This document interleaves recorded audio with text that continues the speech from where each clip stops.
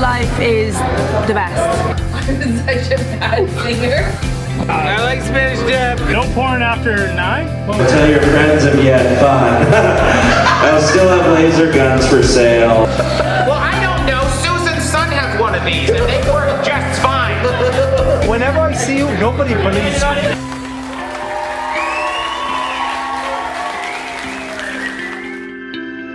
Hey everybody, welcome to another episode of an experiment called Life. I am your host, Alex McKenzie. We're just down here, we just moved to Vancouver, and we got a very special guest for you guys today. You're going to meet him in a minute. First, I just wanted to run through a big thank you to everyone who donated for the Hungry for Laughs Helping Hand last week.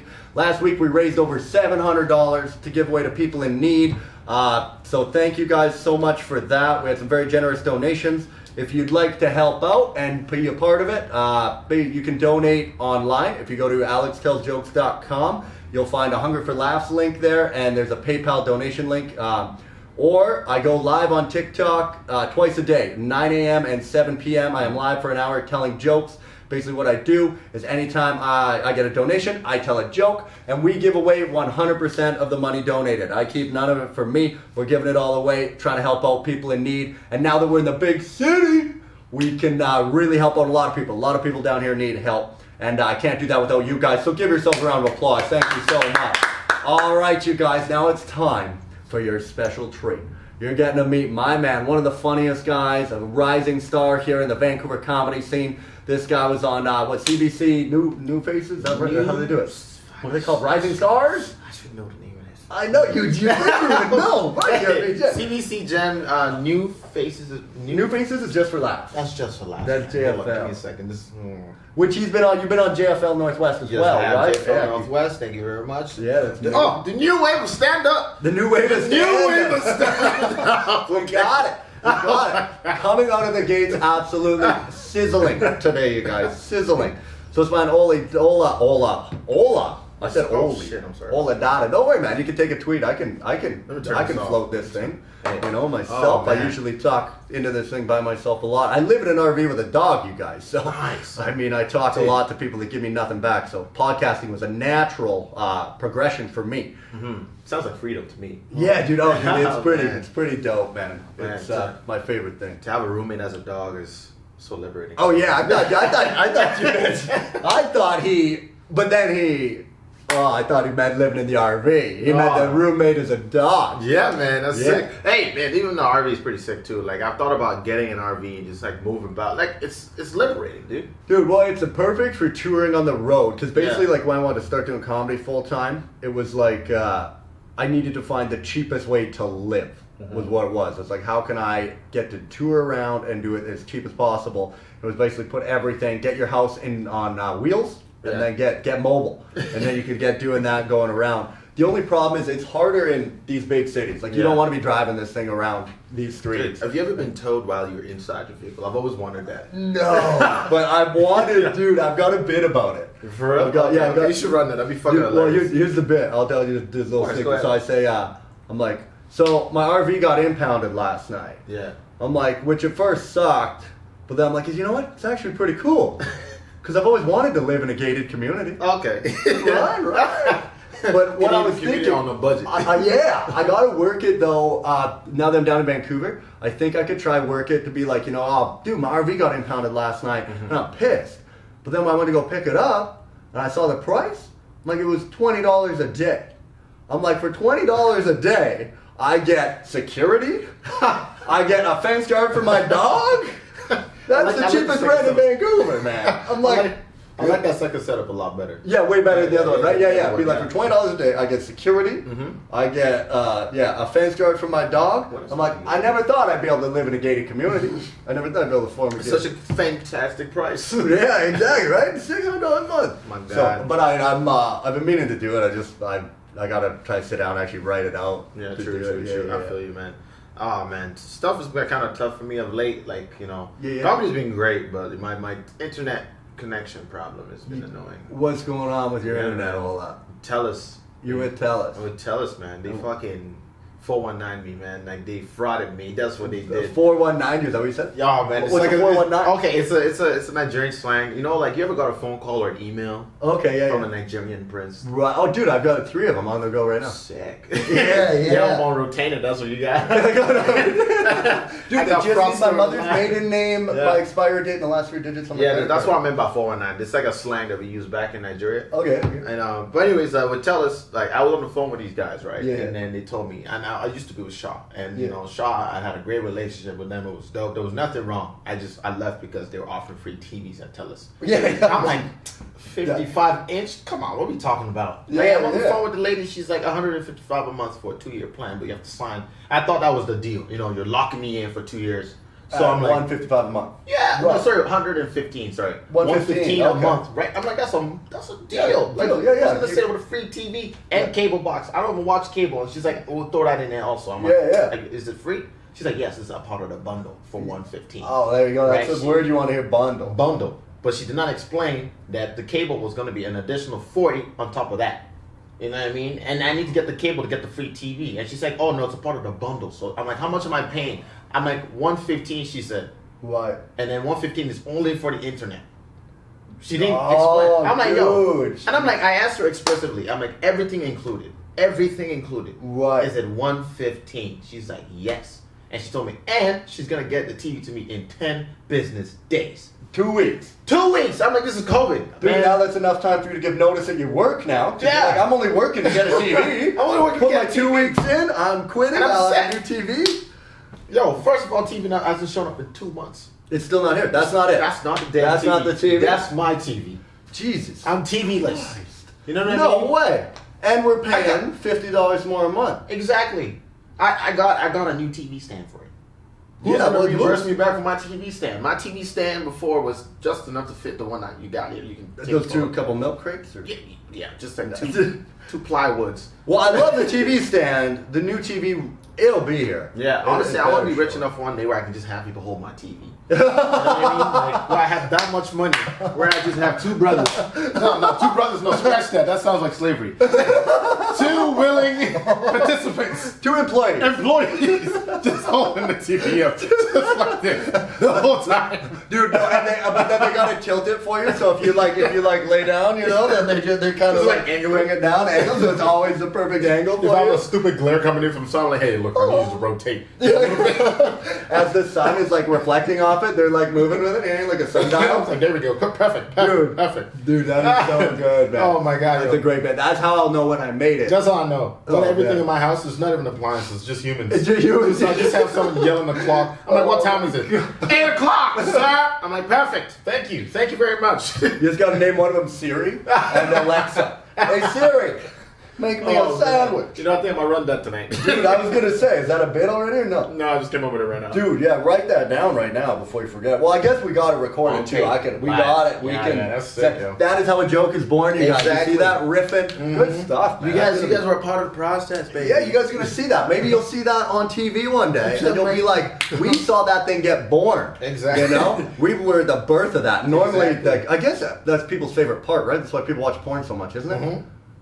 That's not why they watch porn, is it? Listen. They don't watch it to watch a baby getting. I'm You're not going gonna lie to me this. People are gonna judge me. I don't watch porn anymore. anymore. Okay, no, Anymore. that's. I right. used to watch Was it like a Chris Rock thing? No. Like, did well, you- I need to hear about this now. What- Oh, Chris Rock. Yeah, well, Chris Rock, he did in his newest special, Tambourine. Yes. He talks about it, right? He's I like, watched that and I can't remember for some yeah, no worries, because he's got the bit about it's.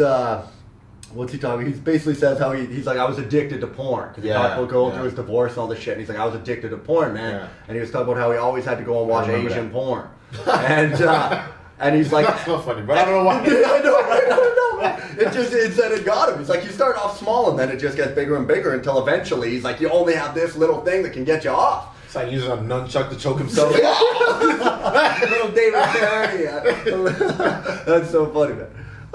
That was low key racist, but okay. Yeah, we're gonna let it slide. We're Well, gonna let black it thing was slide. got me covered. Yeah, I think you're fine. I mean, I don't think anyone's gonna accuse you of being racist. Though, like, you'll be good. You know what I mean? Yeah. You're. I don't know why. I just got a hunch.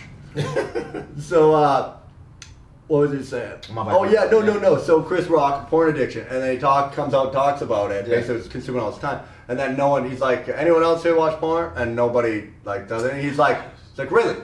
He's like, they're getting like over 4 billion views a day, and just me, right? But So that was everything his else is thing. that bad. So he had to quit porn basically Yeah. because he's just like it was consuming all his time. Like he's talking about like he was leaving and going home to go masturbate to watch God porn. damn. Okay, I need to get it on the record. I did not quit porn. All right, this He wasn't that bad. This is leading down a route that I opened, but then he's going to another way. The reason I actually stopped porn is because like I noticed that it really started to affect the way I perceived women, Right. in terms of like how I perceive beauty. Right. And like even your sex life, it really does start to fuck with. Oh, 100%. The way you won't even have sex. You don't make love no more. You just fuck. Right, That's what you right. do. You just fuck. You walk in there, see a dude grab something like spit. Like Yeah. every once in a while, that shit might accidentally come out of you, man. Yeah. You don't be spitting on your lady. I'm Yeah. stands for it, but like shit. I got big lips. I spit a lot. Dude, I got a lisp, man. I got a lisp, and it just shit's coming out. Yeah, So but- how do you feel? How do you feel it's been since you stopped? How long have you quit watching porn? Fuck. People might not believe me, but I'll say about 6 months now. 6 months? Okay, Yeah, nice. I'm not gonna lie, like, even it doesn't before matter, that- man. You don't. No one's here gonna call you out. I mean, Yeah, you know. but before that though, I had like stopped for a long time now. But every periodically, like 3 months or so, I watch it again now and then. Yeah. Sometimes the urge comes back. Fuck it. Yeah. You know what I mean? And you do your thing, and then Yeah. I'm like, fuck, I don't want to do this. Right. Like, you feel so dirty after. Dude, 100%. Like, I'm like anybody who's done watching porn is just like, yeah. Well, I think that's the real test of a psychopath. Yeah. Is what you do is if you can keep watching the porn after you've came, you're a psycho. Oh, no, you're a fucking psycho. That's No way. that's how you. You have a problem Yeah, also. exactly. Because Psycho. you're like the second you do it, you're like, oh, this is so good, so good. You're like, Dude's just waiting for a reload. oh my It's god. like, what have I done? No, get it out of here. You're doing Nah, I feel the you. worst, man. Just the way I perceive women and just like, hearing what Pornhub like does, like human trafficking, all that kind of stuff. Right. Underage videos. I'm like, man, I don't want to support that, man. Like, Right. hey, listen, I'm not saying that it's bad to watch porn. Just go ahead if you're gonna watch porn. Make sure it's coming from an OnlyFans, a responsible porn site. You know what I mean? Make Someone's sure doing you know your source. Exactly. You know your Okay? source. You know your nut is not bringing pain to somebody else. Nut-free zone. You know what I mean? That's so Pain funny, nut zone. right? Whatever the hell you want to call it. Yeah, what do they do? Like, So I want free-range nuts. Yeah, free range. Oh man, that's good. Ethical nuts. That's what it's called. Ethical porn. That's what we Ethical want. porn. That's what we should love call it. I love the Dude, it looks movement. like that's like what we're gearing up to shoot. Hey, we just I know, right? on a couch. Next we have our guest Sharon. Yeah, exactly. This is like where my girlfriend comes in and I get cuckolded by a black dude. You're like, oh Give me a great. second. Let me go grab my Tim's. Oh man, it's so funny. Oh my god.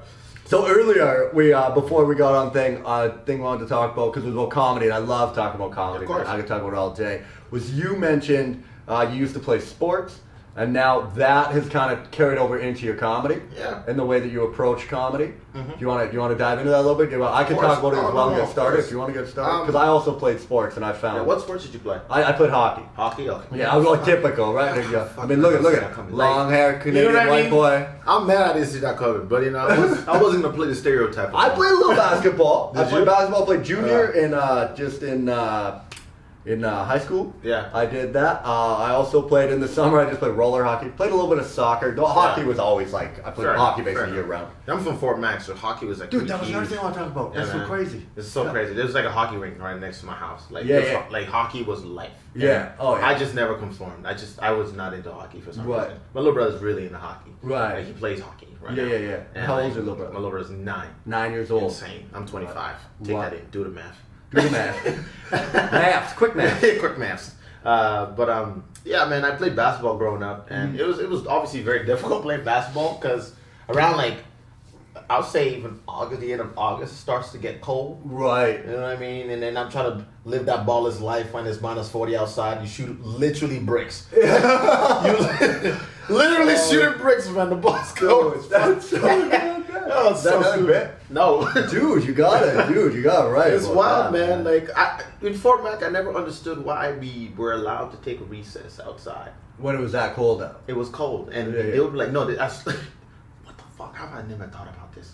Literally, the rule was, if it was if it was nothing colder than minus 20, Right. the kids were going outside Yeah. in minus 20 Yeah. for 30 minutes. Yeah. If it was minus 19, we were going outside. Right. If Yeah. it was 19.5, Dude, that's what we were going outside. Because you gotta have a cutoff. But it's like, oh. It was bullshit. You know how cold minus 20 is? Yeah, dude. I'm for Prince George. No kids are playing outside at minus 20. Like, we're just huddled outside like, what the fuck? Dude, yeah, man. I remember. It's so stupid, man. Yeah, we would get minus 40 sometimes up in PG. Yeah. Rarely. It doesn't seem to come as much anymore. But yeah, dude, was that cold, man? Nothing worked. The whole time you're just cursing, you're outside. And dating in the winter is awful. It is. Because it's expensive. Because you need to be inside, and there's nowhere that lets you go inside for free. Sure. So you're going to a restaurant, you're going to a movie, you're going somewhere, you're paying, it's costing you. So like summertime dating is what you want to do because you just go for a walk. Yeah. Take your dog for a walk. Think about it, bro. You ever been snowshoeing? Snowshoeing? Oh, Come no. on. What, sea doing? No, skiing. Snowmobiling. Snowmobiling, Yeah. All that stuff, you know? Yeah, but how that about you do requires money, though. snowmobiling is Shit. very expensive. Nah, you're right. I had lots of neighbors. Yeah, no, I had a snowmobile. Yeah. I did all the power sports. Yeah, I'm trying to think of all the snow. Like, it's kind of cute walking outside in the snow, you know? Oh, no, I like it. Catch a I little like snowflake. Yeah, you got it. Let me get that feet. I like the winter for like Christmas. True. You know, true, being true. home, I love having snow, Christmas, New Year's. January 7th, I'm like, get me out of here. Yeah. Like, you know, like basically December 14th to January 7th. I can do like a 3-week stretch. Yeah. When like this is Christmas, holidays, go home, stay with your friends, do all that stuff. Did it get dark really early also in Oh, Princeton? dude, like 3 in the afternoon. Oh, dude, I feel you on that, man. Yeah, man. And sometimes if you miss the sun at lunch, it's over. You're not seeing it Yeah, for the rest of the day. dude, yeah. Like- Well, that was my old job when I worked in a pulp mill. Yeah. And it was, dude, you would go to work and it was pitch black out, and you would come home and it was pitch black out. Yo, I feel and you're you. like, I did not see sun for 4 days that I worked. Bro, Right. I worked at Suncor, one of the oil rigs, man. Yeah. And that lifestyle is something I would not recommend, regardless of the money. And honestly, I'm not gonna lie. I think working such a job at such a young age, making a lot of money, put a lot of perspective for me. Whereas, Right. like, a lot of people will ask me, "Hey, like, why are you so confident chasing like comedy, all that stuff?" Because they're like, "Oh, it's so ballsy. Don't you want stability?" Like, I was able to make a lot of money when I was young and realize, hey, I fucking hate this. Right, yeah, dude. Like, I have money, and I'm like, this fucking sucks. Because Yeah, I'd wake dude. up at 4 a.m., Yeah. you know, and then I would hop on the truck, and like, sorry, on the buses, and I would walk into a bus that everybody else hated their motherfucking life. No one spoke. Dude. You know what I mean? They're just silent, just going into, it almost felt like you were going to prison. Like, Right, you yeah, show up yeah. to site, you get there at 6 o'clock, you work all the way to also 6, take you 3 hours to still get back. So I leave my house at like 4 a.m., come back 9 p.m. at night, Yeah. go to bed for a couple hours, do it all over again. Like, Yeah. it was fucked. I'm like, I can't live like this. Yeah, I was man. working like 21 and 4. Yeah. 21 3 days weeks on, Yeah. 21 days on, 4 days off, my guy. Yeah, man. You know what I mean? It was stupid, yo. I was like, It's no. insane, man. It was really insane. Yeah. I learned a lot of money, but like, man, after I was done that stretch for a couple summers, I'm like, yo, I Well, need to the thing- enjoy my life, yo. The thing I found about it was like a book that really helped me with it was there's this guy Viktor Frankl. Yeah. So he wrote a book called Man's Search for Meaning. He's Yeah. a Jewish psychologist, and his theory, because he's a Jewish psychologist who survived Auschwitz. Yeah. So it's pretty fascinating Jesus. hearing this guy talk about it, right? Yeah. And he came up with a theory of logotherapy, where he said anyone who survived were people who could find meaning in the suffering. Yeah. So they were people who were like, look, I'm going through all this bullshit so I can see my family again. Yeah. I'm going through all this so I can do this when I get out. Like Yeah. that type of thing. And it made me think, like at my old job. I'm not comparing my job to Auschwitz, all right? Okay? However, I was waiting. however, You try to get canceled. canceled before I get started. I'm like, you heard it here first. He works in an internment camp. You got to see the birth of a new joke coming out of my man Ola Dada, whose career is going this way, right to the top. You're gonna see that thing on Netflix, and you're gonna. We saw it here first, and you're gonna see the death of my career right here, going this way. I'm going to do an interview with him about it. Like, hey, look, I was right there. I didn't even know what the hell he was talking about. Listen, I was here just minding my business doing an interview. And all of a sudden, he started talking about the Jews. Everybody knows he's going to talk about the Jews. Okay? Leave him alone. Look at Nick Cannon. He's so sorry now. Haven't they gone through enough? Haven't they gone through enough? All right. Cannon is sorry. Let him go. You know what happened with Nick Cannon? No. Holy, I can't remember exactly what he said. You guys go home and Google it. But he had said something not so friendly to the Jew people. Oh, yeah. Jew people is not the right term. Right. Jewish. Okay, he said something Right, wrong. Yeah. And he got a show that he's been running for like 10 years called Wild 'N Out. Yeah. Canceled. No way, gone. Awesome. Like, I mean, what he said was pretty fucked up. Yeah. Hey, man, it's not even about like, hey, I feel bad for you kind of type shit. Like, he Right. shouldn't have said it, but now he's really sorry. You're right, yeah. Yeah. Well, you gotta be. I don't know. Dude, some You know? people are so good at dealing with that stuff, though. Like, you look at, like, Arnold Schwarzenegger, Yeah. when he got caught banging his, what was it, the maid, the nurse, the child caretaker? Yeah. He pumped a baby into her and knocked her up. Pumped up baby. Yeah. You know, that's the way Arnold would have. For sure. He's always pumping. Just fucking pump Pumping. a baby into her. And, no, I pumped a baby into her. Anyway, he was so good at it, like, that just kind of went and gone. Because he just, like, I'm just owned not up going to to it. talk about it. I'm just going to go into hiding for 6 months. And come out, and then Everybody forgets. It's all gone. It's so crazy. It's where, like, some people, they just don't seem to have that kind of luck, you would say. Man, I feel like it also comes with like social media plays favorites. It really does. As much as we don't want to talk about it, Right. there's some people who would get away with certain things, and Well- then something happens and it's just all blown out of proportion. The thing is, it's how likable you are, I think, True. man. I think so. Like, True. Neil Brennan crushed it on True. his thing. He talks about, like, Lance Armstrong and why we don't like Lance Armstrong. And his buddy's like, we don't like Lance Armstrong because we don't like cheaters. He's like, no. We don't like Lance Armstrong because we don't give a fuck about bicycling. True. He's like, if that guy did any other sport, it'd be fine. He's like, look at football players. They're in a scandal every other week. He's Look at like, Tiger Woods. Ray Lewis. Yeah, he's like, Ray Lewis, he tackled so many guys that we're like, all right, Ray, you get to murder one. Oh, yo, we were gonna talk about process of writing in sports. Yeah. I will quickly explain my Holocaust thing Yes, here. yes. I gotta explain Clarify. myself before this goes. Because I said, and then he. So, anyway, I was thinking, like, so working at the mill when I was there, like, I couldn't stand it. I was like, what am I doing here? This sucks. But then I realized, I'm like, it was just me and my dog. Yeah. That was it. And I was like, I had a mortgage from the time I was 20 years old, I had a house, paying bills. And by the time I was 30, I was like, I'm done with it. Like, why am I doing this? And reading that book made me realize, like, do you want all this stuff? Like, when I came down here to go to school in Vancouver, like, I was staying on, again, I was staying on my parents' boat. Now, sounds tough. You're like, okay, this guy's about complaining about a lot of stuff. $1 million. Yeah, I shouldn't give a small loan of $1 million. A small loan from Mr. Trump. Oh, I'm man. glad you got that. Yeah, Thank you. I got it. So, anyway, it's a big for a boat, but it's small for living in, Like, it was like I had like a kitchen and like a basically a table sit at and a TV. And that was the happiest I've ever been in my life. Yeah. And I was like, dude, I don't need a lot. I need like a bed, a very small amount of stuff.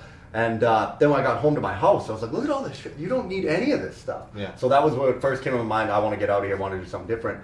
But then reading that book where it's like you should be doing it for something, like you have to have purpose and meaning, I find it, like, for those jobs, it's very, I think if you had a wife and kids, then I could justify doing that. Yeah. Because it's like, I find it's very admirable. Maybe you're going and doing something you don't want to be doing and you don't care for, but it's providing a certain quality of life for your family and your children and the opportunities. So it's a very admirable pursuit to be doing it that way. Yeah. And that's what I always said to my dad. Like, my dad spent his whole life working out there. Yeah. And then I shit on how terrible it is. Everyone's miserable. I didn't like it. Well, all this stuff. And then what ended up happening, then it started kind of creating a little rift between me and my dad, because that's what he chose to do with his life, right? Yeah. And I'm shitting on what he chose to spend his life doing. And I'd have a sit down with him and be like, look, Dad, like, I think what you're doing is great. Plus, my dad, he was one of the guys, he went right to the top. Like, he started sweeping floors, and by the time he left, he was running the place. He was the general manager. So I was very proud of my dad and his working career, the way he progressed up through the ranks. And anyway, just seeing that, you're like, I had to sit down with him and just be like, hey, I'm very grateful, because this provided me all these opportunities that you guys have given me. You've given me so much from that job that you did. But I'm like, look, I got a dog. I'm like, as long as I'm feeding my dog and feeding me, that's all I need. Exactly. So it was like downsize, change of it. So it was just like Auschwitz. You guys get it now, right? You see it. You got it. I'm sorry. I completely derailed it in the middle, so it's like, oh, fuck. What is... No, it was No. I get what you're saying, though. Like, you really... understand what's important when like you're put in situations where you're completely stressed out. You know what I mean? So like you found peace in what your dad was doing at the time, correct? Right. Yeah. It's like it's based on what your purpose is. Like what's the end goal as opposed to the means of getting there, correct? Right. Yeah, man. So like I mean, shit. Yeah, dope. That's dope. That's why I thought we were from Fort McMurray. Yeah, Your dad probably was doing a similar thing up there. Yeah, man. He worked his Suncor. Yeah. My dad used to work for Coca-Cola. Oh, really? Yeah, man. The world's biggest evil, and then moves to the oil company. That's top biggest evil. Lateral move. Yeah, Lateral. man. Great guy though. Great guy. Yeah. Works for evil companies. Well, that was the thing that I thought too. As working in the mill, you're like, they're just like polluting a whole bunch of stuff, and it's like, and they're giant corporations. And I have like a thing where I think like a lot of corporations are the root cause of all evil, and I'm like, you were working for one, man. What are you doing? At the end of the day, we all support them. You know what I mean, and like again, but at the same time, you do need bitches. You need them. Like, hey, we don't have the technology that's affordable enough. Well, I like wiping my ass. Yeah, me too. I like. So I need the pulp mills to make the paper to do that. But I guess we could probably get better if you just use bidets, right? We could probably. Bidets are sick. I tried that one time before. Yeah. It made me laugh. I don't know why. It made me laugh. There's a lot of you can control the pressure and everything. Right. But it was pressure. What was the temperature? Temperature? Yes, you can too. Okay. But I prefer cold. Right. Okay. Cold bidet. Yeah, cold bidet. Okay. I like warm water. Warm makes me want to poo again. Oh, does it? Yeah. I don't know what it was. I'm like, I thought I was done. Okay. That was done. I'm like, well, the cold, it gets a little shock. It probably shrinks the sphincter. Just like, haha. Right? Yeah. Freeze up. We're sealed. We're done. Sealed. It's like licking an envelope. It's like, done. I hate licking envelopes. I hate envelopes. They're the worst, man. I know. I will never lick one. I got my parents a grateful card today, and I had to write a little thing, and then I put the card in. I always tuck it in. I couldn't lick it. Yeah. So I can't lick it, but also I can't respect people who get like. You ever seen people use the foamy thing, grab that and then dab the envelope? No. All right, I think that my boss was just a psycho then. I used to work with. This is when I worked back for the city in Fort McMurray. Right. I was in the grass cutting department. Right. And this guy, I watched him do it only one time only. I'm like, and when you see someone do that kind of shit, there's not today's decision to just do this. Right. He planned it. He does this all the time. He grabbed this shit on his desk. And then I don't know what I've never seen that before. And he just dabbed around the envelope and then sealed it. It seems like a way to do it so you don't want to lick it. Yeah, to avoid licking it, but I mean, it just looks like very serial killer. It's one of those memories that like I didn't think I would ever need use for it till this moment. Right, yeah. I saw it and I was like, what the fuck is he doing? And I just kept right, it looks like a psycho. Oh, You're like, man. this is my manifesto. Yeah, man. I worked for the city of Fort McMurray as well too for like a couple summers, and I was like in the grass cutting department. That was another job where I was making a lot of money. Right. And I was like, man. Yeah, buddy, you're trimming green. They got to be more to life than this, bro. Yeah, like, yeah. I was cutting grass, and I know people have been working there for like years, man. I'm cutting grass, like working 12-hour shifts. Yeah. And I'm like, man, I think Well, people always call it the golden handcuffs for those jobs, right? It Because is. like you're It chained to them, but the cuffs you're wearing are pretty nice. Yeah. They're easy to wear. Exactly. But yeah. It sucks, man. Like even when I got into comedy, it wasn't like because I came to Vancouver for school. Right. I was in like a couple of years left. Was it accounting? Accounting, yeah. Right. And I'm actually finishing now. Shout out, Capilano. Yeah. I just throw that degree my way. Come on now. Am I not big a celebrity enough yet? Well, dude, that was the thing that helped me too. Was like once I got a couple trades out of the mill, like power engineering and instrumentation mechanics. Yeah. So once I had a couple trades, I was way more confident to quit and do comedy. Yeah. Because I'm like, even if this thing goes completely tits up and I don't make it anywhere and it just burns to the ground, I know that I'm going to be able to go back. I now have a transferable skill that I will be able to put food into my mouth. See, I love that you bring that up because like I was saying, I was going to school and I did drop out for a bit because comedy was going well. So I'm like, what the fuck am I going to be here for? What? Right? I'm young. And the reason I actually came to that decision because a lot of people were like, oh, what are you doing? You're so close. Like I was telling you, I only had 4 courses left in accounting and then I left. Yeah. Right? And then I was like, why would I waste more time doing something I don't want to do? Because I feel like life is too short. I don't have time to be wasting on stuff that I'm not interested, at least right now. Because people always have this mentality, hey, what if you're going to need it? I'm like, well, I don't need it right now. Right. And the reason I came to that decision is one day I'm in my accounting class, right? Just, hate my life still like I always did. I'm like, I hate going to this class. I sit down, I look over and I see this bald ass dude. And this bald dude's super nice guy. He has kids, he has a family, like he was working another job, but we're also in the same degree. This guy's like 10 years older than me. Right. So I'm like, wait a second. The fuck am I doing here, man? I'm 22. I Yeah. can go live my fucking life and then still come back and get the fucking degree. Right. You know what I mean? If I find out, hey, I need it.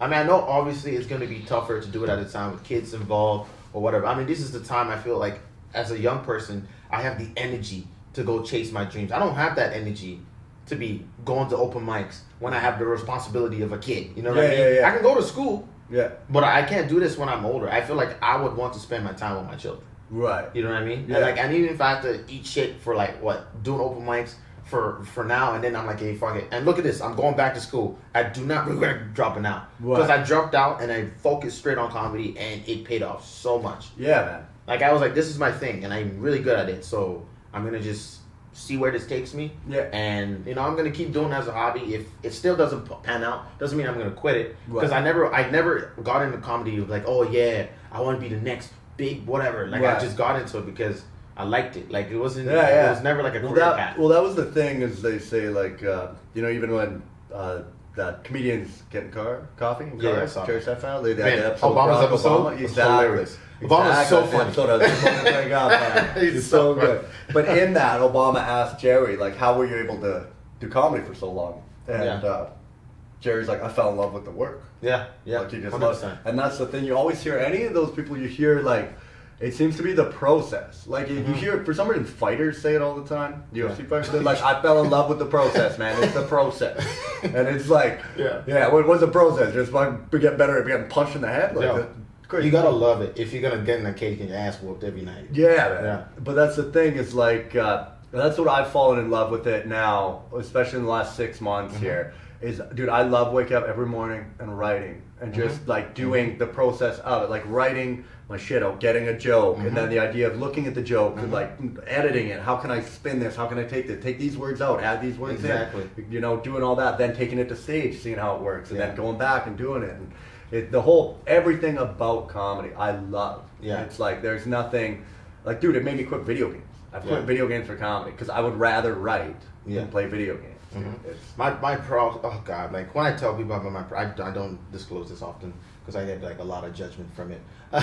I don't really sit down and write too much because like I write. Don't get me wrong. Oh, Like it's yeah. just what I'll do is I will literally record myself, like I'm sending a self audition tape, what? and then listen to it back, Yeah. and I can like be like, hey, I don't need that. Take that out. So next time I'll say it, Right. I'll just say it without that part. Yeah. But like, cause sometimes people feel like you gotta sit down and be tapping on a laptop. If you're not tapping on a laptop or writing some notes, you're not actually writing. Right. So the way my process is a little bit more like I learned. Also, I've always learned like better visual, like listening or like watching it as opposed to actually sitting down and writing. Right. Because I'm super dyslexic, so when I start writing stuff, just grammatical errors. Yeah, it just doesn't come out like it you just want. takes me Yeah, too yeah. much, so long. So much energy. To try to read this shit back because I read so slow. So I just cut that cuts and saves so much time doing it that way. Right. You know what I mean? Like, I love telling a joke that I've never told anybody ever before. Yeah. And like knowing if it's gonna work or not, and if it doesn't work, I'm like.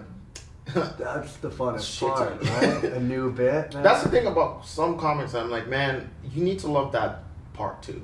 Like you know when you bomb. You know, like, and it's really hard. It's a hard pill to swallow, especially when you start. Like, man, I'm not gonna lie, really, it's a huge ego hit. Like, nobody understands going up on stage, trying to make people laugh, and nobody laughs. Dude, You're like, I'm a piece of shit. do you have a bit that you always thought was really funny, but you've never got to work on stage? Man, I love trying new shit. So whenever I have like, there are definitely some sensitive topics that I would like to touch on, Right. but I just don't feel like I have the skills yet to. Right, actually yeah. Well, that's properly what they address say. You them. gotta, Yeah, that's what I just learned was like, you gotta learn to walk before you run. You know? Exactly. So it's like, learn how to just write a basic joke and just be funny, and then as you get better, you can start bringing in the bigger, like, deeper shit. Exactly. But no, I mean like just like a joke that you have that you're like, this joke is so funny, but it just Exactly. never works. It just do never you have, works. Do you have one I'm like trying that? to think, man. No. I I'll tell you, I got one. definitely I'll do. tell I just can't remember right now. That's a question they always ask on one of the comedy podcasts I listen to called, what is it? Funny Ones or The Good Ones or something like that? Anyway, it's pretty good. But there's this one joke, and I've tried it so many times, I could never get it to work. But it's, what do I say? I go, I'm like, my girlfriend told me she wanted, I'm like, my girlfriend said the sweetest thing to me. she told me she wants me to be her last boyfriend. Yeah. I'm like, his name was Reese? And it never works. And I think it's so funny. Because I'm trying to say, like, she says the sweetest thing. Okay. Like, she wants me to be her last boyfriend. Like, Yeah. you're thinking we're going to get married. Yeah. Like, her last boyfriend. But then I say, his name was Reese? She meant her last boyfriend. Like her ex. Oh.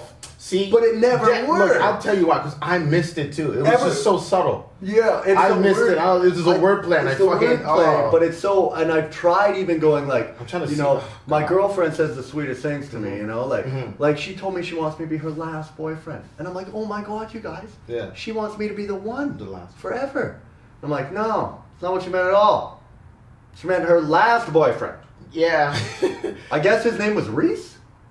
Like that. Yeah, I could feel try, you, but man. it's like. Dude, the wordplay is so tricky though. But Funny, I'm that's- so dumb. I'm dumb. Well, no, that's the thing with wordplay. I Yeah. find is like, and that was the thing. Some advice I got was quit trying to be so clever. Yeah. Just be funny because Uh-huh. I think it's clever, and you're like, Yeah. and I like it because it's clever. But then the reason that it works for me is I sat down and thought about that for a long Yeah. time Yeah. and wrote it and sat there. That's a bar. That's what it is. Is where exactly. I know, right? That's a bar. I know, man. You should put that in a rap lyric. dude. Exactly. I wanted to, man. There's like another one's like, to see a beef this raw is rare. See, What? that's too much if thinking. we're beefing, I got it. like if we're so me and you are arguing, and it's like having a beef this raw is rare. Oh. Like a rare steak, but beef raw rare. A beef this raw is rare. I feel you on I that. want to be a rapper, man. Yeah, I'm I telling love you. Eminem. That's way my too much favorite. thinking on that one, man. Oh, I know, right? I do remember a bit like that, but I haven't done it so long now. I can't remember how it actually goes. That's a rap lyric, man. That's a bar. Oh, man. love it. Fuck. Okay, so Man. we'll get back to the creative process. Yeah. So we were talking about sports. Yes. And you found that the way that you approach basketball Yes. helped you move forward into comedy. Taking that same mindset into it. Oh my God! Like for example, like sometimes it's inevitable. You go on a show and then there's a bunch of killers on there, Right. and there's nothing more terrifying than to go up after someone has left a crater-sized hole in the room because Right. literally people are just fatigued from laughing. Yeah. You know what I mean? It's Yeah. so hard to get that energy back up, Mhm. right? And I feel like this is where my experience with basketball kind of helped because this is the fourth quarter down. Like Right. my competitive energy comes in. I'm like, hey, he can do it. I don't allow myself to get psyched out off of that because Right. sometimes I've seen a lot of comics watch this and just have a horrendous set after that. 'Cause they just Right. completely fall apart because the pressure. It's like the pressure is a little bit up. That's why I'm just so happy I played sports. Just like you understand how that feels, right? Right, totally, man. A couple seconds left on the clock. Everyone's watching you. You have the ball or the puck at a certain time. Yeah. There's a certain being a part of that climate that helps you in comedy. Right. Right. So it's scenarios like that. Watching game tapes. Yeah. I grew up watching game tapes. Yeah. So you got to watch your videos after you're done. The Right, same stuff. yeah. If you're gonna go and play basketball, you do a layup before you dunk. Right. Okay. You try writing a joke before you start talking about the LGBTQ community, that joke that you have, and recklessly yeah. just destroy it. Okay. Yeah. You have to have a certain angle. You need to understand. You can't touch sensitive topics without knowing how to master simple jokes. Right. And that's such a big issue for me sometimes when I see younger comics or I'm not gonna go out and say hey, anybody needs to. I'm not putting no restriction on anybody's or whatever they need to say. You can say whatever you want. I believe anybody can make fun of anything, Right. as long as you come at it the right way, Right. or at least respectfully. Yeah. And understand that people are gonna get upset, and you can't get mad at a person Right. being mad at a joke that you Well, made. I find a lot of in the beginning when people aren't skilled enough to take on those big topics, Exactly. they write it off as oh, you're so PC or you're so that, and you're like, no, you're just not funny. Yeah, Is what it is. My right? favorite is it's satire. It's satire. It's satire. You just don't get it. That's the thing. There's fuck. Well, that was when I first hit the road last year after quitting my job and doing Yeah. it full time. I wrote a lot about that, about quitting a job to chase Mm-hmm. a dream, and that was the thing I wanted. I wanted to be like Macklemore, kind of inspirational. Mm-hmm.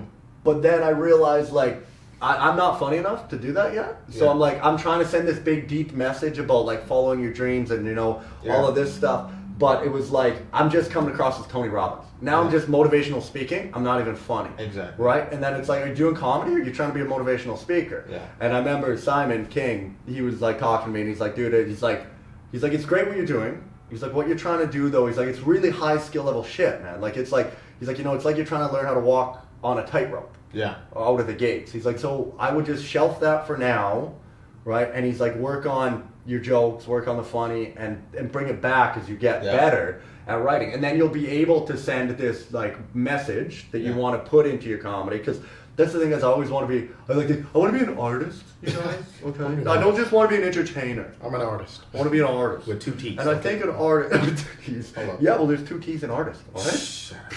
Jeez. This guy, dyslexic over here. 3 T's. 3 T's. I was gonna roll the tape back and I realized after I said it, I'm like, fuck. It would have made sense, right? You meant 2 T's for one of them. Either one of them, double T. I want 1 T in the Double front, 1 T in the back. That's what I Double meant. T. This guy loves bubble tea too, just so you know. I found out what bubble tea was when I first moved here. It was magical. Yeah, you like For it? my brother, I don't know what bubble tea is. Like, Yeah. We don't have bubble tea places in Alberta. No. Like, it was, I got here and then it was like, so this is like Asian Slurpee. Yeah. This Asian Slurpee. I like it. This is Asian Slurpee, and then you like drinking it. And I didn't know, like, when I saw those balls in the bottom, I literally thought they were like designs of the cup. Like, I really wasn't paying attention. Yeah, so like I was drinking it, and then next time I know I had like this little black ball just shoot to the back of my throat, and I almost choked. Like I almost like legitimately choked on it. Yeah. Like, Just about closed off the esophagus. Yeah. Oh, man, my favorite thing to do is get those bubble teas and fill it up in my mouth and then spit it real fast at the wall. I know that sounds Spit at the wall? I've never done it. Real fast at the wall and they stick. They all stick. Really? Yeah, not my wall, but like. Yeah, something else's wall. Of course, yeah, your wall. Hey, I don't know if I'm admitting to littering. It's biodegradable. Right? Yeah, there you go. Yeah, we Is it good. biodegradable? I think so. I don't know what that is. I'd better be if you're eating it. If it doesn't break down. I mean, it feels like plastic, to be honest. Like, Yeah. It's like gum. You ever had bubble tea? Like, Dude, I've never had bubble tea. I've never had. Oh, this is over. It's over. We finished. that was a nice ass catch, actually. This looks like it would be at a store that sells bubble tea. Yeah, 100% though. I would say 100%. Welcome. I call that Mr. Jenkins. Oh, I like him. Thanks, buddy. Thanks for No having problem. me. And I'm gonna go get some bubble tea after this. It's gonna be Yes. great. Dude, there's a sick bubble tea spot. You need gonna- to check it out. Down in Metrotown or what? No, it's like right across. We're not near Metrotown. Don't No. try to find where we are. Not at all. To go the comedy thing with the sports, so one thing I noticed was, so growing up I wanted to be a professional hockey player. That's what I always thought. I was like, I'm just going to be a professional hockey player. But what I realized is I just wanted it, but I wasn't doing acting like one. Yeah. Like if you wanted to be a professional hockey player, the people who did it, they come home from school, they shoot 100 pucks a day, they're watching tape like we talked about, they're, doing cardio, they're exercising, they're, strength training, everything they're doing is getting them better at the pursuit of becoming a professional. Like that's what a professional does, they live and breathe it. And then I realize now all the areas I went wrong with hockey, and I'm like, can take that, I don't know if you call it failure, but those shortcomings in learning that and move that over into comedy. So now I can be like, okay, if you want to be a comic, like wake up, write, and like you said with the writing, that you can write so many different ways, man. You don't always have to be writing like you said. Exactly. When I first started, I honestly thought I wanted to be, such a ninny, okay? I wanted to be like authentic, so I'm like, I'm using nothing but a pen and paper.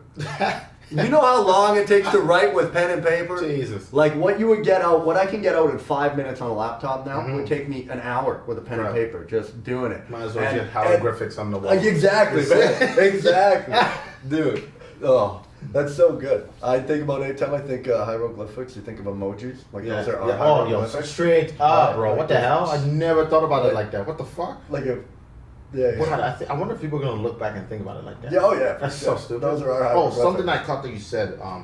Actually, is I don't like to think of stuff as failures. I think of them as lessons, and I don't know where I got that from. No, that's great. Yeah, I can't remember. I didn't come up with this. But Yeah. Someone said it somewhere, and I took that in because I'm like, hey, because when you put something as a failure, that it has this negative connotation as in I am lesser or like I wasn't adequate enough. Right. Yeah. I'm like, hey, no, this is just an Well, that's what indicator they for say, me to get better. It's not a loss if you learn from it. Right? Exactly. And Right. so This that- is an indicator to make sure I don't do this again. Exactly. Right. And that's where the same thing, that was another thing with comedy as well, was when I have a bad show or a bad set, Watch I'm that like, tape. it doesn't, watch on tape, see where you went wrong, where you could do better. But I'm like, it doesn't mean I'm a bad comedian. I just had a bad set. It's like hockey, like or any sport.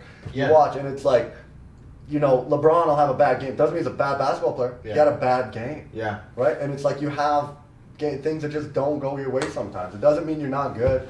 And, you know? And there's gonna be times also, bro. There's gonna be so many times because again, like we are in the craft. We are, you know, we're gonna possibly be the worst persecutor of ourselves. And there's been shows that I'm sure as well too, where I go on stage and I'm like, man, that was dog shit. Yeah. And then I'll have people at the end of the show coming up to me, tell me how to fantastic time. Right. And like, you know, Yeah. I'm like, no, this is bullshit. What do you mean? Like, Yeah. like there was, oh god, I can't even remember what show it was, but like, I think it was a pretty important show where like, shout out to Lauren. Lauren, Yeah. We love you, Lauren. We love you, Lauren. She's out in Montreal now. She works for Just for Laughs. She's doing great things. How do you say the last name? Deborah? Deborah, yeah. Is that Lauren right? Deborah. Did I get it right on the You first got perfect, try? yeah, it's Nail. I was Lauren like, you Yeah. want to say Deborah, right? But it's Deborah, not. You yeah. can see it's not like Deborah, you guys. Deborah's a Debra. This is more of a Deborah. Deborah, yeah. Look her up, sweet lady. Very Go sweet. give her a follow. Yes, and she runs a show called Truth Dare Donate. So if you're looking to donate, actually, you should contact her. That would be fantastic. Oh yeah. Yeah, I will would be link a you guys good after. move. Yeah. Well, no, I Oh, you talked to yeah, I okay, know, perfect. We recently did one for Together We Can, where I raised some money with her to like for people who are struggling with addiction, alcohol and drug addictions, Right. like downtown, East States, and all that places. Right. So it's just like a local thing, anyways. Yeah. But that's besides the point. Lauren's such a fantastic person. I had like a show that I just done. I think it might have been in Yuckoff. I wasn't sure, but I was convinced for some reason that I did awful. Right. And like Lauren was like, "No, you did fantastic." And like I'm not trying to toot my horn or anything. I was so down to myself. I went to go like literally hide in the office because I'm like, I cannot see nobody after this. She's like, no. She like grabbed me and like dragged me out to the door and said, "Hey, you're gonna say goodbye to everybody. Because you need to get everybody else to you need to let everybody else see you and let them know how good of a job I'm not just saying this to your friends." So we stood at the door together.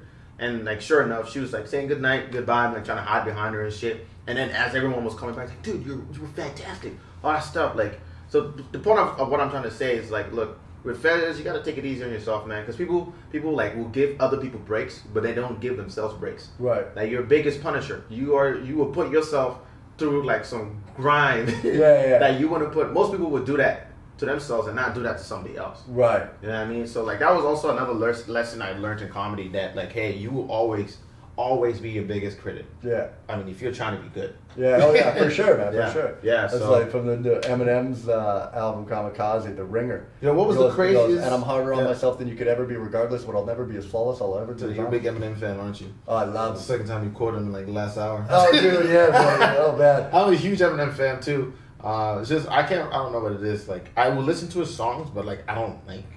I'll listen to a whole album and I'll listen to it on repeat, but I'll never go out and like check the name of the songs and shit. Right. So if a song starts playing, the last album he had, what was the one that he had with Music to be murdered by. What was his last album? the one that he had like with that dead Juice World? That's the last album he just did, right?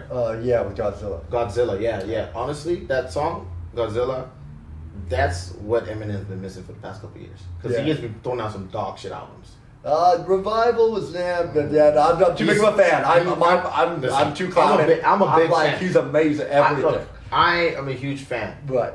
The moment he stopped doing drugs, we can admit it was not the same. I think he got better. He's great at writing. Don't get me wrong. Like he's a lyricist. He's phenomenal. He's The podcast is derailing. He's great. He's attacking my hero. Who is making his beats? His beats suck and his hooks are terrible. Dude, yeah, man. So that is the thing. With His hooks beat. are horrible. Like, nice guy, you know me. Oh, you know that no, song? I know, man. You know what I mean? That can't song. listen. No, that's just not your song, man. The whole thing. Man, oh, God. Other than that line where he's like, I Kamikaze think I'll was- grab my bat and I'll swing by. God, man.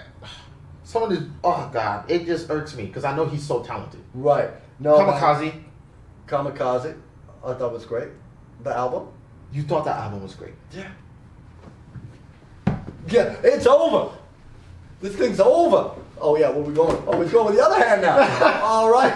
And we've got Jerry the giraffe here. All right, man, I hate to be a giraffe with a sore throat. Oh, that's a long way to travel. That's a Mitch Hedberg joke. Oh, I did not know Man, that. I hate to be a giraffe That's with a hilarious. sore throat.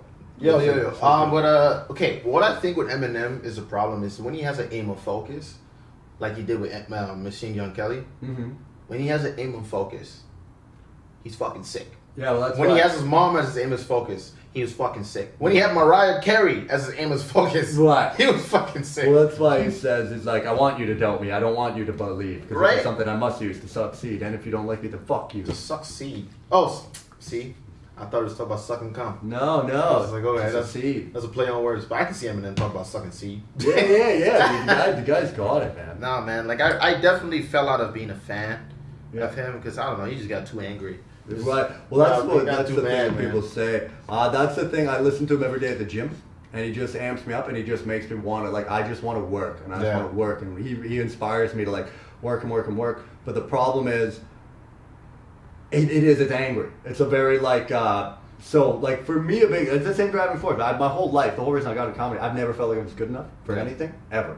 I feel like my life is just constantly being told, oh, you're not good enough for this. You're not good enough for this. Whether it's a relationship, a job, like anything I'm doing, I always feel sports.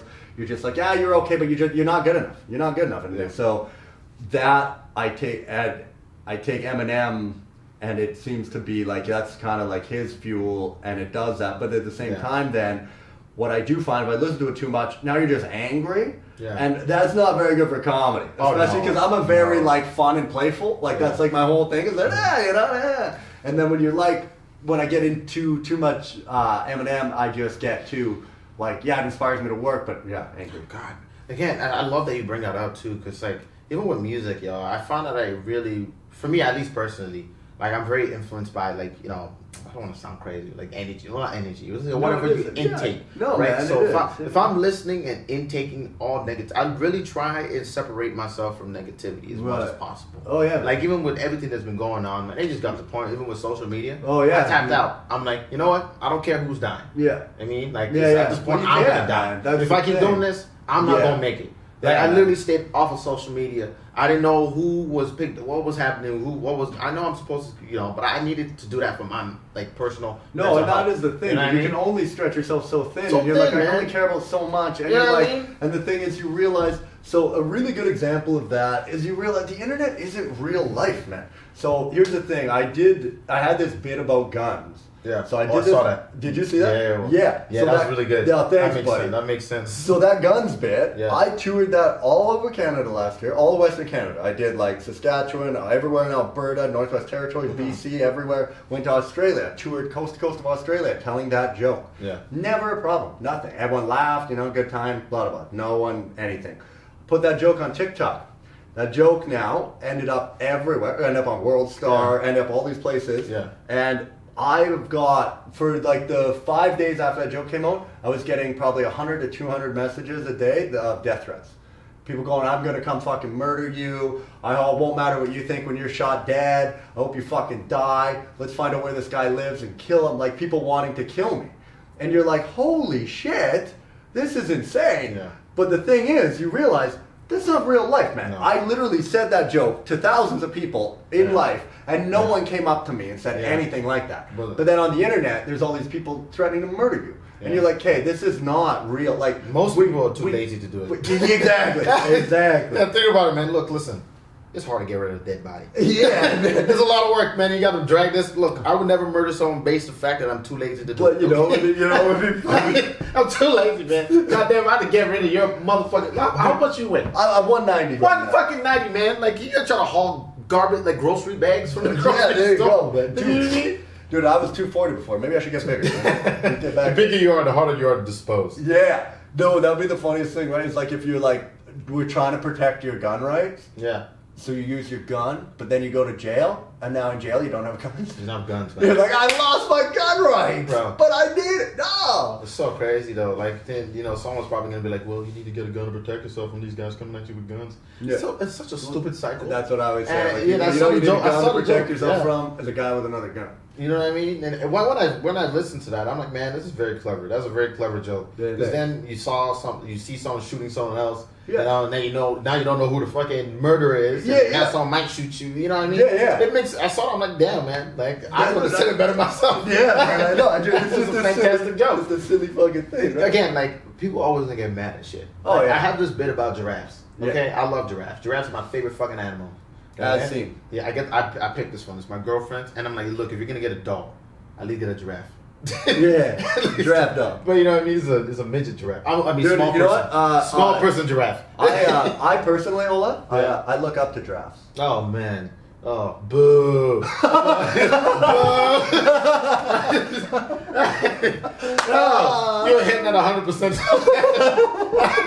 That's what I've been doing with my friends lately. If they hit me with a bad joke, especially comedians, they'll be like, boo. Boo, get up the stairs. You bum. No, my friends, I love our friends too. Like, we're really open. We're like checking each other. When we make a whack joke, we check each other. But for me, I love making bad jokes though. I'm not the dude that makes bad jokes on purpose. Yeah, I love it, dude. That's my whole TikTok. Yeah. Dumb joke. That's all every day. The new dumb joke. There was a moment when I was doing the open mic, so like where I went on this phase where I was just doing dad jokes, just strictly dad jokes. It didn't matter the showcase. I was just doing only dad jokes. Yeah. Just cause. Yeah. And I mean, I'm not gonna lie. There was some bits of some times where I started to set rough. Yeah. And I just hung it in the pocket, just doing dad jokes. Just stay in continue doing dad jokes for 10 minutes. Yeah. One-liners. And by halfway through, people are like, what the fuck? Yeah. There's always, it's nothing sweeter than that awkward 5 minutes and that moment of crack. Dude, I know, right? And that seems to be the pro. If you're doing those one-liners, that's what you have to do. It seems like you just stay in that character, stay that like deadpan or dad joke thing, and it's just like, oh, you didn't like that one? Buckle up. Here comes another one. Well, fuck you. And then you do another one, and you're like, oh, didn't like it? Buckle up. Here comes another one. Well, you pay And for then this channel, by, so- you know, it's just slowly, it's like chipping away. It's like the straw that broke the camel's back, right? Like another one. Another one. Like, the way I look at it is like, hey, look, I'm here. You paid for this channel right now. Yeah. And you can't change it for the next 10 minutes. That's why the comedy's the craziest thing, right? Like, you're asking for a lot. Like, you're asking for 10 minutes of their time. Like, if I came up to you, Ola, and said, hey, man, hey, check this out. Check this video out. And I handed you my phone, and you saw it, and it was 10 minutes. You go, man, get the fuck out of here. I'm not watching this for 10 minutes. And then, even one up you. I go, hey, Ola, give me 20 bucks. Watch this for 10 minutes. Sit down, shut up, don't say anything. Don't say anything. Sit down, shut up, and listen. Yeah. And I'm like, that's basically what you're doing with comedy. You're going, give me your money. I mean, you listen to me talk for 10 minutes, and you don't get to say shit unless I want you to. And don't say anything, and just pay attention. It's funny. I love how comics sometimes will forget that you are getting paid to entertain. Yeah, well, you're in the entertainment industry, man. That was the big changing thing for me was when I switched from Tony Robbins to fucking Alex Tells Jokes. I'm just like, dude, you're an entertainer. You're supposed just to be entertain. funny. Exactly. That doesn't matter how you're getting the laugh. Just make people laugh. And And people it's will like, have complaints. It's customer service. Yeah, You know man. what I mean? Oh, How would totally. you, in a corporate world, how would you deal with, like, you know, if you were Right. living a regular life, right, working a 9 to 5, Yeah. and you were running your own business and you had customer complaints, Yeah. someone comes up to you and it's like, hey, I didn't like this. Are you gonna be like, fuck you, fuck off, go away, Yeah. bye? You know what I mean? Yeah. You don't do that. Yeah. No, I'd be like, hey, okay, what was going on? Yeah. How can I talk to you? I'm not Yeah. saying to How can change we what make you're this saying. better? How can we make this better? You know what I mean? Yeah. I'm What not would saying you like change to what you're see? saying, yeah. right? But just be like, hey, Understanding. understand that, hey, look, I'm a comedian. What I say is to do this. Like, I'm not saying to go up and explain yourself to everybody. Well, I love that Jim Jeffers where he talks about. He's like, people need to understand there's two things. He's like, there's things that I think are funny, like, and then there's things that I think are funny to say. Yes. And he's like, that's a big difference. Yeah. You know. And it's that's also as a comment too. Like, a lot of times we don't understand that. Sometimes at least I forget that my sense of humor is already fucked up. Right. And like for the most part, Oh, dude, well, that was the problem. for the most part, When I was becoming a comedian, I was like, dude, I'm gonna be so good because I think everything's funny. Yeah. And then I'm like, no. no. You should know what is funny. Yeah. If you think everything's funny, you're like, that's not good. That's not Because good, you should be able to know what is, not just everything's hilarious. And you're like, I'm the shit. kind of person who laughs at the most inappropriate things. Like, I'm sure most comics are like that, and that's why we could probably got into profession. But Right. not everybody's like that. You Yeah. understand that, like, you know. And if you're gonna go down that route, you need to learn how to feed it to them. You know, you can't Right. just come in there. Bang, bang, bang, bang, like foreplay, baby. Yeah, foreplay. yeah. Warm up, Okay, warm up. warm 'em up. Yeah. You can't One just come thing I and tone always it down. found too is like, if you're doing anything a little touchy, I'm like, get them to like you first. Start with some silly stuff, and I get them to like me, and then I can talk about At something. least fucking you know? smile. Yeah. At man. least smile. Yeah, I've yeah. seen comics come and talk about abortion, talk about the craziest shit. They're just deadpanning it. Yeah, man. Monotone, nothing, no introduction. I don't even know what your name is. Yeah, I don't even know what's your name. I don't even know who you are. I think this guy's motherfucker. Sometimes when you say shit on stage sometimes, and people believe it. Like, obviously, a lot of the stories are like Right. true, but Right. some of it exaggerated. Oh, yeah, There's some for stuff sure. that, hey, I mean, we'll make a funny situation, but people will take you to the motherfucking letter. Yeah, They will take you to the letter. Yeah. And if you're saying yes, you murdered somebody, someone's gonna leave that place thinking you murdered That somebody. guy was a killer. I guess that's when you want him to leave the show. Oh man, dude, when saw this guy last night? He's a killer. He's a killer. Yeah, oh, good one. That's Oh, a good man. marketing ploy, right? I gotta write a joke about killing people. Yeah, you ever had a set where Should I let you go soon? I'm just chilling, yo. What time is it right now? 3:15. 3:15. I don't got any place to be till the show till you. Okay, So sweet. I'm having fun. So Yeah, no. God, man, what's one of You the know what I worst should shows? do? I should have put my I normally do TikTok live podcast, Oh, it's okay. but I know, but I could put it on. I have a tripod over there. Yeah. Well, here I can just sit up on this. Watch here. We'll Yeah, just- no sweat. You don't no, actually no. have to if you want to. No, we'll put it on, and then you just keep talking, man. If you, Oh, okay. Give me a second. Let me grab some water, yo. Okay, we're gonna. Can you fill this up for me too? Oh yeah, that's All right, we're not gonna edit this part out because this is fine. We don't edit here at an experiment called Life Live It would be fucking Podcast. weird to edit an experiment called life, yo. Yeah. All right. Are we gonna get both of us in there from here? Let's see. Will it fit? Oh no. Hang on. We're coming. For those of you watching at home, don't worry. This is gonna be fine. What I'll do is I'll just put this here, and then we'll put this here, and then maybe this here, and then this is like part 2 of the podcast. Okay. Hello, thank you for joining, Jules. We're just getting settled here. We're letting you in halfway through the podcast.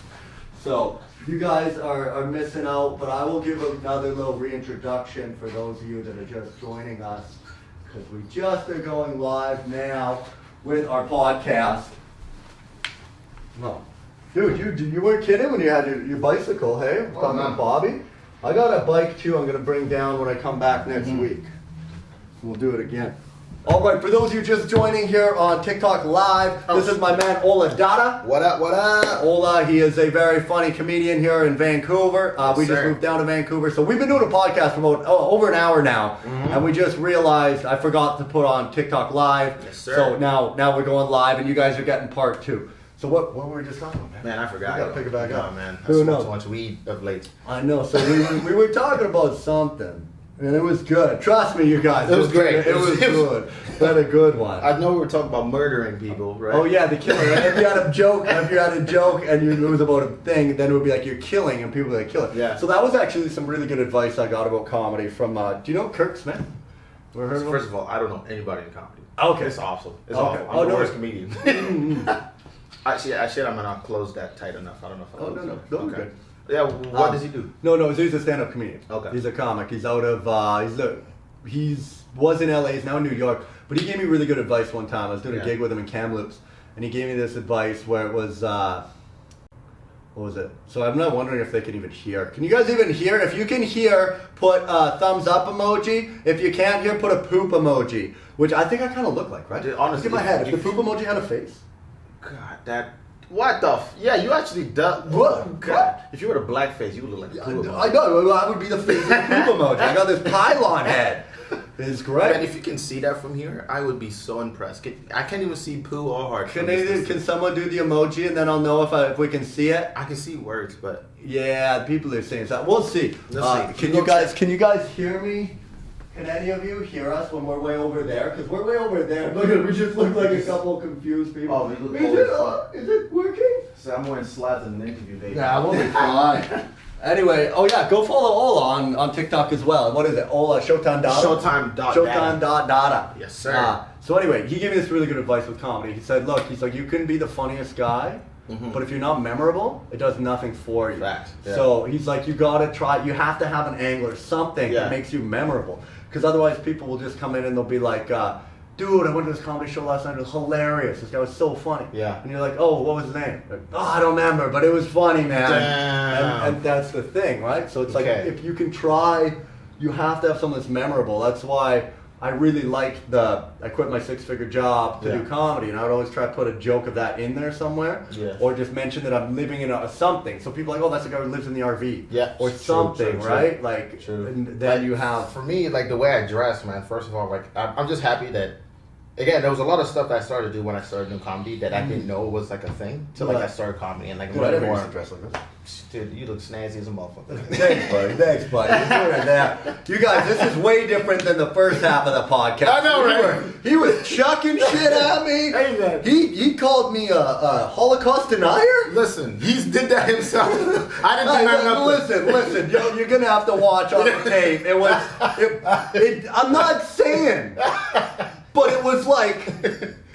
Oh my God, this guy was this close to getting canceled. This close. And I was here watching the whole thing live. I'm like, yeah. That's about to blow up on TikTok. We doing it. Okay, so you started dressing comedy. A lot of things you started doing differently when you started doing comedy. When I started doing comedy, again, when I first started, I'm very comfortable on stage, so like I talk. I was gonna give you props on that last night when I watched your set. Dude, your stage presence, everything, so good, man. Thank you, man. Like you come up and you're just like, and it was just you, and like the way that you're talking to me now, that's the way you're talking on stage. Exactly. And that is the hardest thing that I've heard a lot. Like, I've heard a lot of people talk about comedy. One of the hardest things is just be you. Like Dave Chappelle said, the hardest thing he found in comedy, he's like, it took him years to learn to play himself. He's like, when I first started, I was always doing something. I was impersonating my favorites, or whatever. And he's like, it took me years to be myself. And you're there, man. You got it. You're doing it. It's fun because like you just need to like. For me, at least when I get on stage, at least I like to make eye contact, smile. And I'm like, hey, these are my friends. Like within seconds, I say, hey, how you guys doing? Like more like a casual conversation, like what I would ask, like literally my friends when I say, hey, how's it going? Like, like literally simple things like that. Like, how you guys doing tonight? Like, you guys are good. I know every comic does that, right? But like, no, well, that is the thing, man, and it's like talk to them, not at them. Exactly. Yeah, that's like make them feel like a part of the story, like a part of the room. Well, that's the thing. Be in the room, and that's why I found That's why I used to be so afraid of 5-minute sets, because I started doing comedy up north in Prince George. You know, there were like 3 weeks into doing comedy, I got to do 20 minutes on stage, and you're like, whoa, and it's awful. I mean, I didn't have 2 minutes. You know, that's awful. And you're doing 20, and you're just up there telling stories and long-winded shit. But I got comfortable with it because then I found I had so much time that I would just be in the room, and I would get all the people to like me, and then we'd just be telling a story and talking. It's why then when I came down to the big city and started doing 5s, I'm like, I got to do jokes right away, and I didn't have jokes. So I'm like, and then when I started getting jokes. Then I came up and I was just doing jokes. And then people are like, dude, be in the room. Like you literally could have, it's like you went up there and just pressed play on a tape recorder. And you're like, here's the thing about being a giraffe with a sore throat. Like, you know. God, you're not there with them. Again, that's probably why I don't, write my jokes down on paper, because people tend to memorize it. Yeah, dude. You know, like when you're telling a story, if you were going to tell a funny story that happened to you and you had to tell like 4 other dudes, would you write it down? No, you still remember that story, but then you practice that story. But then when you take, like sometimes if I even watch some of my tapes, like obviously what I do when I write my jokes, especially, is like I remember the tag. I remember the tags in there. Well, the thing is, you know the punchline. Exactly, the tag and the punchlines as well. But then as I go through to get to those tags, might be different. Right. You know what I mean? Like the process of getting to that punchline might be different. But I still know the structure of the story. You want it to be organic. Exactly. That's the thing. And that's fresh. 100%, man. And that's what I found, especially at the beginning because I really got into joke writing when TikTok started working for me. Because it was like, you'll do whatever your environment's rewarding. True. And I found it to be rewarding. I would post these TikToks, they started taking off, people liking them, so it made me want to write more TikToks. And when I was writing them, I was finding you're doing this comic thing where it's like 15 seconds. I'd write my joke and I go, what word doesn't need to be in here? And I take that out and take it out. And you got it to the shortest form. Exactly. So it's set up, punchline, set up, punchline. And it was great for that. But then I went to stage, finally after COVID, right? Because then the first time I got back on stage was in Kelowna. I went down to Kelowna and did a couple shows there. And I was like, oh, I'm going to do all these new TikTok jokes.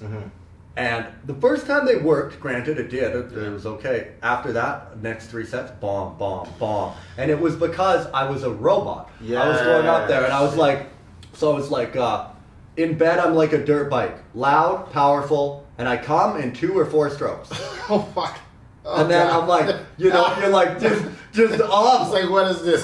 Yeah. Oh man. Like And people then- don't get to relax on stage. Yeah. Well, Like- that was the thing. Now, right? Like you just say it more, and I'm like, just say it how you would say it, right? You're like, you guys, like, so here's the thing, like in bed, I'm like a dirt bike, right? Like I'm loud and powerful, but like, dude, like I come in like 2 or 4 strokes. Fuck. Right, and then it's like it's way more. There's you and the That's way that true. you would just say it, you know. You know what's Rather crazy? than- Something so little. Like people won't breathe on stage.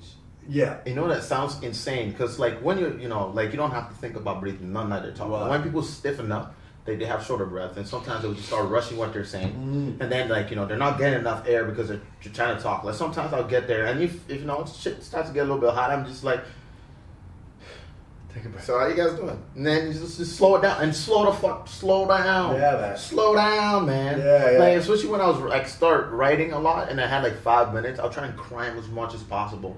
You know what I mean? Into a 5-minute set. I'm like, bro, Right. like I mean I know the jokes are supposed to be quick, but like Right. No, not that, Well, but right- that pacing, and you need to let that tension kind of build, and True, it comes from. You can see it, man. Like one of the biggest things is like when you're really confident. Someone who's really confident on stage at work. But then I don't know, man. I've seen guys too that are just like really anxious, and it's funny because they're, But I guess it's as long as whatever you're doing, if it's you. Yeah. But the slowing down is, that's a big one. see, like for me I've been what's the worst thing that ever happened to you on stage? Like what's the worst? Like what's one thing that really threw you I've off? got 2 times that are my worst times, but one of the worst was I wrote a new joke as when I first started. I was opening for John Bueller up in Prince George. Yeah. And I had a new joke, and it was awful. It was about debt. It was something about my credit card or something. And the thing I was like, just thinking about how much debt I'm in makes me want to strangle myself with this mic cord. And I held the cord up, and nobody laughed. Oh, fuck. Everyone just looked at me like, is he gonna fucking do it? It's like, is that it? And I'm like, and then when they didn't laugh at a punchline, that was Yeah. like one of my first times like thrown out there, and you get no laughs, and then you're Yeah. like, and I couldn't remember. Just not- I blanked, oh, and now I'm sitting there, I'm just holding a mic and a Oh, mic no. cord, and I'm looking out, and the spotlight's on me, and the head just starts getting hot. It gets and so I'm like, hot. holy fuck, it's hot up here. And I remember I'm looking at fucking the door, and I'm like, dude, the door's right there. I'm like, you can put the mic in and just run out the door. Fucking just run out the door. And the owner's standing by the door, and he's looking at me, and he's going, and I'm like, oh. And then finally I was like, you guys, I don't remember what I was going to say. Man, that's and tough. then some That's lady tough. just yelled out, she's like, you were talking about your visa. Oh, And I'm like, no. thank you. And I remembered, and then I finished the set. Yeah. But it was like, that was the worst. And after that, I told myself, never again. I'm like, be Always be more prepared. prepared. Exactly. But more prepared, because you weren't Exactly. prepared. You wrote this dumb joke this afternoon, and you had no plan of what you were going to do if it went bad, or you just, I feel you, man. Oh, there's So nothing what was worse. yours? So you- for me, oh god, it was a weird and funny moment. 'Cause, again, I was in Calgary, and the set again it was going great. Right. And then it sucks as a black comic. Every once in a while, you go into a small town. Somebody Right. wants to say the N word. They're gonna scream the N word. I grew up before Really? the Amber. Of course, all the time. Just All the someone time. in the crowd just Some- yelled bro, that out It while happened you're... in Abbotsford, just down the street, bro. Like it happens all the time. I grew up in Alberta, so I'm already used to it. So I have a. Dude, I did not think that's crazy. It's Go on. crazy, yo. So, but listen, this was the funniest time I got called the N-word, though. Right. The funniest time. All right, so I'm on stage, and then this dude was laughing, right? And then, mind you, I'm the only black person in this room. Right. Nobody has any business saying it. I have no business hearing this. I know Right. 100%. Yeah. The dude's laughing so hard, and he's like, "My nigga," and I lost my shit because everybody else tensed up so hard in the room. And like one of those things is hard to balance because people get so tense and then it ruins the show, makes it harder for me also. Right. So I diffused that immediately. Right. Because guess what he did after? He was like, "That's up." I'm like, did you just try and hide the N-word with the scenes? Like, what do you mean? I'm like, and then I was like, bless you? Like, what the fuck? Yeah. It was one of the funniest situations I've ever had. And honestly, the dude was like, he was super apologetic about it. Right. And then I just made a whole joke about it because his buddy tried to stop him, like, be quiet. He was like, yeah, you just wait till he's gone, all right? We don't do this in front of them. Yeah, we don't yeah, do this in yeah, front of them. yeah. Right? And then the whole crowd started to, like, freaking, like, turn on the guy, right? Right. And I'll be like, hey, like, listen, which one of y'all didn't at least think about it for a second when he said it? Yeah. You know what I Yeah, mean? yeah. And it was all fun. Like, I always look at stuff, like, intent-wise. Right. As opposed to when I was in Abbotsford. I was doing a show and it was this drunk girl in the front row. I think they broke up because it was like What? they broke up while I was doing. They broke up because of this. What you said. No, not because of what she said, but she was really drunk. So like Right. I had to do a headlining set in Abbotsford, right? And then it was like 45 minutes long, and Yeah. she was already being hectic all night. And I can't remember what happened, but I was on stage, and she just called me the N word out of the blue. Yeah. Right, and then I was like, "Excuse me, lady," and the boyfriend was just like, "Look, I'm so sorry, like she's really drunk." I'm like, I'm not gonna entertain this." And then this girl started fighting her boyfriend during the show. I'm like, "Look, I will allow you to say that shit and let you slide, but what I will not let you do is fuck up my goddamn set." I'm like, "Security, get this bitch out." Yeah. Oh man, but it was pretty fucking rough, man. It happens quite a bit. It would be pretty insane, yo. Yeah, dude, that's brutal. I love hecklers though. Like I don't. Dude, yeah, me too. Do you entertain hecklers? Because I know some guys don't like hecklers. But I love it. I do, and like I've never asked to have someone removed from the room for heckling. No, I know I was joking. No, Not for I real, don't mean for that. No, I'm not saying for you. Yeah, Like yeah. that would make sense. Yeah, yeah. Like I understand that. Being in that situation for sure. They can't But- afford a security guard over there. Yeah, that's what I heard. I heard it's a wild time over there, Such a man. wild time. I heard, man. Yo, man, I got some stories about Abbotsford, man. Yeah. Oh, Abbotsford, my God, it is one of the most hostile places. Like, they're very fun, don't get me Right. wrong. If you're in there and there's a bunch of dude bros hanging out, Yeah. the energy can really switch on you. So, I'll never forget, Brett Martin? I know Brett. Yeah, I know Brett Martin, Brett. fantastic He was the comic. first guy to ever take me on the rope. He was the first guy. Yeah. He found me in Prince George. Yeah. And he said to me, he's like, "Dude, you could do this for a living." Yeah. And then he's like, "What are you doing tomorrow night?" And I was like, "Nothing." And he's like, "I want you to come to Kamloops and open for me." Yeah. I was like, "Sick." So yeah. Anyway, Brett was like, he's the guy who first put it in my head. To do Yeah, this. I watched So, Brett headline, and by God, this guy is fantastic. Like, okay, he's doing great all night. I've watched him all weekend. He's killing it. And then for some reason, I don't know what, I can't even remember what joke it was, but he said a joke and just completely lost them. And like when I say lost them, like they were mad. Like they Right. were mad and they were like heckling. Was And it they about just- their drinking and driving's fun? No, not that. I can't remember. It was Okay, so there long we go. ago. Yeah, But yeah. there's literally, there was a whole row of people, and they were on his side. They were loving him, just to show you how sensitive comedy can be sometimes. What? Just said something and just lost them completely. Yeah, they were they're just just like, mad, no, we're just gone. like yelling and heckling. And he just grabbed the mic, and it was like him fighting. He was like just going down the line, just roasting everybody. He's like, "Yeah, shut the fuck up. Your mama's fat. You look like you got a small dick." Yeah, Some crazy yeah. shit like that. Not Yeah. exactly, but he was just going back and forth with them. And I watched them going from "I'm about to murder this guy," literally, Yeah. to all of them just laughing their ass off. And I'm like, Yeah. I thought this nigga was about to get killed in here. Yeah. I thought I was about to witness a fucking murder. Dude, that's a vet, though, man. That's a veteran. Oh, such a fucking veteran, dude, man. The guy's been doing it, you know. No, there's you like see it, literally and it's- 10 people, like right in front. Imagine just on the stage here and just 10 people who literally hate your guts. Yeah, And he won them back at the end. They all bought us drinks. yeah. The craziest shit I ever seen. Yeah. That's the thing, working with those pros, man. That's like, Yeah. it's so good. You see the difference, man. That's why last year when I first went touring, it was Simon King. Me and Simon did all our shows together. And it was like, it was like having Simon, it was like, having Michael Jordan on your team. Like, I knew the show was going to work. Like, we're going to win. Yeah. Like, I could go up there and eat a bag of dicks for 20 minutes and do fucking awful. And you're like, Simon comes up there and you release this guy and he's going to fix the whole fucking room. Yeah. Everyone's going to be there and everyone's going to leave going, I had a good time. Yeah. And so that's why, like, I think it's really important if you're going to start going out and doing independent shows on the road and stuff, make sure you bring a headliner. Someone who, until you get to that point, but have someone there who's like a good killer who can show you the ropes and learn, because there's a lot of shit to learn when you start getting out there. God, man, I'm excited to start getting out there, man. Because for the most part, I've really just bounced around BC, Right. Alberta, and like Toronto. That's it. Right. I haven't really gone through. I've been to Saskatchewan, but only like Saskatoon. Yeah. All right, but like I've Yeah, been, dude, like, we'll get some shows booked. Here. Don't I'll worry, be man. down. I'll be down. We'll do But some stuff. It'll be looking sweet, for the man. future. I mean, my courses are online now, so Yeah. jeez. You can take that from me. No, don't sweat it. It's my dad. I'll call him later. Right. This is work, baby. What are we We're talking working right now. You guys Working got right that. We got that. about? Turn my laptop off here. Oh, that's okay. What? Does that signal you're not working then? Oh, Just close the laptop? No, because my laptop was. This is my dad. Okay, the reason I'm hanging up. Backstory. Last night, my dad, he was trying to figure out how to use voice memos Right. on his iPhone, Yeah. but couldn't find the app. Right. It's like, I don't know how my parents got this old. Like, dude. Bro, it's weird because my dad went from being, like, you know, independent and knowing how to use technology. Now he's calling me for everything. I'm like, he calls me up, he's like, I can't find the voice memo on my phone. I'm like, okay, cool.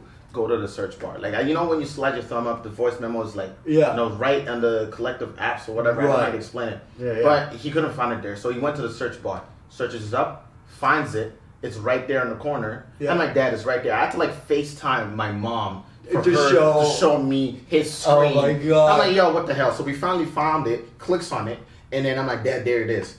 Right? Records his fucking voice. And he's like, oh, okay. But where is it in my phone? I'm like, what do you mean? Yeah. Like, he's like, well, I can't find it when I search. I'm like, that's because you have too many fucking apps.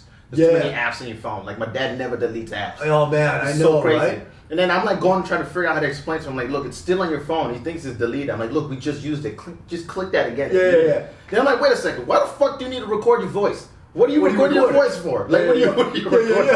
Why? He was like, I just want to know what it's for. I'm like, I just wasted 30 minutes of my life for recording nothing, right? Oh man, that's good. My dad would call me for anything. Oh man, my mom's got the same thing. She's got like 5 pages of just apps, and I'm like, group them at least. Jesus. You know, put them in like folders and be like, this is entertainment. This is it. You know, they're just all over the place. It's like stressing out. I'm like, I can't find my TD bank account. I'm like, God, just Google it. On your computer. Oh man, it's great. Yeah, I had to help my parents sign like e-signatures yesterday. Oh, okay. With the fingers. That's cool. I feel like my parents, like, there's this weird age to get to where they just become too trusting. Right. Like, my mom almost got pulled in on a pyramid scheme, and like she like my mom, before she does anything, like again, like my mom, very educated woman. Right. Just like she has MBAs, whatever degree you can get, like up to Yazoo. But like when it comes to trust, my mom is a very trusting person. Right. She's too trusting. Right. So she had a friend come up to her and say, hey, look, so this is how this is supposed to work. Right. She's gonna bring you in, and then when she brings people in, they bring 5,000. Okay. Right. And then put it into a pot. Yeah. And they call it a pot. I'm like, all right, cool. But then my mom has to go bring somebody else. And then they got to put 5,000 I know and bump them up. Yeah. It's crazy. I know, right? but it's weird because my buddies, like, my buddy did it, and it was like great. He tried the small one, so there's different ones, there's different levels. Yeah. And I did like the $20 one, and at the end he got $800. But I'm like, that you realize that all you're doing. It's a trust system. I know, but and then the thing is, for you to get all those other people paid, it's gonna cost you $800. If you then go back in to help them, like you're just looking to dip. Exactly. You're not going to get to the top. Exactly. Then you put your 5K in, and then you get all the people there. And then when it gets to the top, now that person gets 50K. They get out, and then you just have to leave. The problem with all of that is, especially with the money that my mom's friends just got, I'm like, yo, you're telling me you got $40,000. You get $40,000, mom. First of all, this shit sounds like money laundering. Yeah. I'm like, do not put your name there. And then when I said that, she's like, look, we don't use real names. I'm like, what the fuck? Yeah, now you put a 5K you under put a fake name. I'm like, what do you mean? I'm like, okay, let's just say I'm Joe. I take your 5K and just dip. Yeah. Like, am I gonna... Well, like, who do you call? You know, there's no HR. Like, no, exactly. There's no human resources. Joe is gone with your money. Joe 62 is never coming back. You know what I mean? Yeah. Like, you go to a bank for 40K. They're not gonna touch your 40K cash. I am not giving somebody $5,000 who has an emoji in their username. That's not gonna happen. I'm not doing it. And it'd be a laughing emoji too, like I got this. I know, man. Might as well be like the little cowboy and then have the little gun thing, like little Robert Bandito. I'm out. Busted. Oh man, yo, that brings me to my next point. Actually, Right. I work at a lot of people don't notice I work part time in a bank too. Right. And banks still get robbed, dude. Do they actually? They do. They freaking do. Like not armed robbery. But yeah, by rob, do you mean like ATM? Like what are you thinking? No, I'm talking like they walk up to a teller, slide the number, like, hey, I got a gun. Give me the cash. Really? Yeah. But it's weird. Like, it's weird. Have you ever been there when it's happened? That's the funny thing. I have never been there when it's Okay, happened. but you've heard. So I've come into work. I've come into work and like, yeah, we were robbed on the weekend. I'm like, what? My manager had this stupid joke where he was like, every time we get robbed, Ola doesn't seem to be here. Oh, yeah. And I was like, listen to me. We don't get robbed when I'm here because they're scared of black people. Right. Yeah, there you go. Yeah, Fuck right. you, man. Yeah. Trying to pin it on me. Yeah, bastard. That's crazy because the bank behind me, like, it gets But robbed. so did they come in with a mask? No, What just did they do? glasses and like nowadays. I thought we would get robbed more because of face masks. People who straight up come to banks nowadays with like face masks, sunglasses, Yeah. face mask, sunglasses, and they're required to keep it on. Yeah. Sometimes somebody come in, they want to take out some cash, and I have to ask for a piece of ID. I'm like, yo, Why am I doing what's the point of this? Yeah, Like, yeah. Can I just a little bit? Like, Yeah. I have a whole glass. Just let me just. Can I just see your canine? Just let me see teeth. Let me see your canine. You know what I mean? Yeah. It's so stupid, but like, I mean, you got to do it. to What keep did everybody safe. they ask for? How much money could a person get by sliding the? Oh, this yeah. isn't. I'm not thinking. Oh, no. I'm just. I can't. I'm just wondering what kind of money they would get if someone were like. I would never think of doing something like this. I'm just wondering. Hey, I'm not allowed to disclose that information. Right. Yeah, Okay. but people come okay. in, slide notes, and obviously we Just have write to, it on the bottom of that. we have to Just write comply it. with them, man. It sucks because safety comes first. Okay, if this represented $1,000, Yes. how much of that would someone give me? Oh man, I don't have any cash. I give you as much as you ask me. Here you go, take it. This ain't my money. Go. I ain't dying for no money that ain't mine. I protect the money. Yo, you know what I mean? Like, nobody wants to be a superhero, man. Like, if someone come and run with the bank, I'm giving you whatever. Well, that you is want, get out of why. there. That's why that Jim Jeffries bit was so good. Where it talks about put an armed security guard at every school. And he was just like, okay. He's like, you know what the average wage of a security guard is? $16 an hour. Like, not a lot of fucking wiggle room to be a hero. Like, fuck that. He's like, now I'm sure Kevin's real shit hot at Call of Duty. He's like, but you know what? When the real life goes down. God, I'm scared of him to talk about guns before you start getting death threats all over again, man. Oh yeah, that's gonna happen again, dude. The one that people got. The thing is, nobody got this one because I made almost a reaction video to all the people because they go like, you could pry my gun, or you can have my gun when you pry it from my cold dead body. And I'm like, I was laughing. I was like, oh yeah, you know what they would use to make that happen? Another gun. Yeah. To shoot your arm off. Yeah, I'm like the very thing you're trying to protect is gonna murder you. I'm like, that's hilarious. That's like a vegan getting killed by an animal. Yeah, you're getting mauled by a cow. Yeah, exactly. Right? Can you And imagine? I thought that was funny. Do you know how many people went on there and they're like, none of this makes sense? It was just people going, I don't get it. This doesn't make sense. What are you even trying to say? What's your point? And I'm like, I literally said the point. The point is it's irony. Because you would get killed by a gun when you're trying to protect a gun. Okay, just don't look at I know, I did. Bro, Like- man, I got my first hate mail for a joke. What was the joke?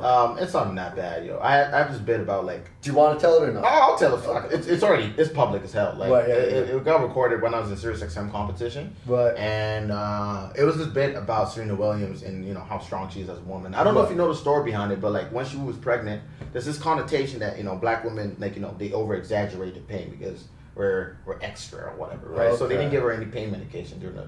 Right. I did not know this. Yeah, I didn't man. realize. See, Well, I know the pain meds. I didn't know the black women exaggerate. Bro, see, it's some bullshit that people don't know about, right? What, So, like, what? when I made this joke, I had this bit where I'm like, look, Serena Williams is so strong that she probably had the baby her goddamn self. Right. So when I tell that joke, I'm, saying it with a connotation, expecting the people to know what I'm talking about. Right. And people got so mad at that joke.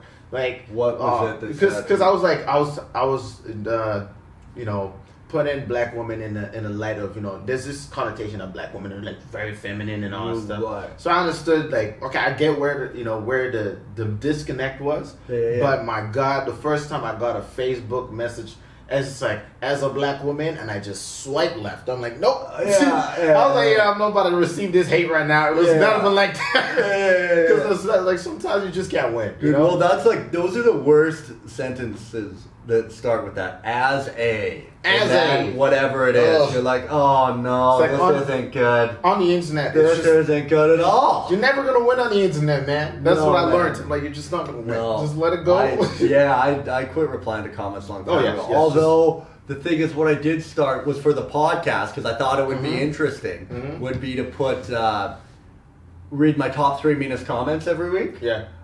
but I've only done it for 2 weeks, and I'm like, oh no, dude. Now I'm looking through these comments. I'm going, people fucking hate you, Dude, man. don't look at the comments. I know, and that's why, like, I gotta quit. Dude, one of the comments that had me dead was, oh God, I can't remember what joke it was, but it was also for something that went viral as well too. And this dude commented on there.